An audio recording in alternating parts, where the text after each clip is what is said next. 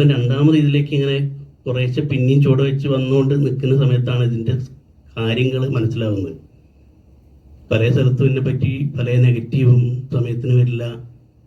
പിന്നെ ഭയങ്കര പിന്നെ നേരത്തെ പണി എനിക്ക് മനസ്സിലായില്ല. ഞാൻ എറണാകുളത്ത് നിന്ന് ഷൂട്ട് കഴിഞ്ഞ് 6 മണിക്ക് ഉച്ചയ്ക്ക് വീട്ടിൽ പോയി ചോറിനാൻ കഴിയും ഒരാൾക്ക്.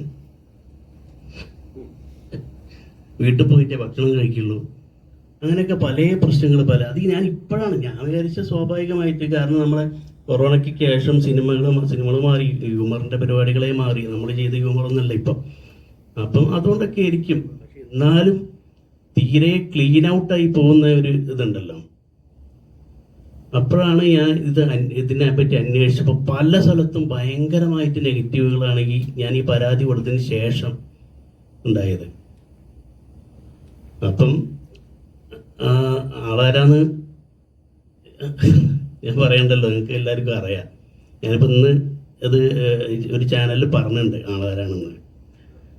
ഇപ്പം രണ്ടാമത് ഇപ്പം ഈ കുറേശ്ശെ നമ്മൾ വീണ്ടും ഇങ്ങനെ അപ്പോൾ ഹരീഷാറിൻ്റെ ഒക്കെ ഇതിൽ കുറേശ്ശെ ചെറിയ ഇങ്ങനെ വീണ്ടും പിച്ച വെച്ച് തുടങ്ങാൻ പോവാണ്.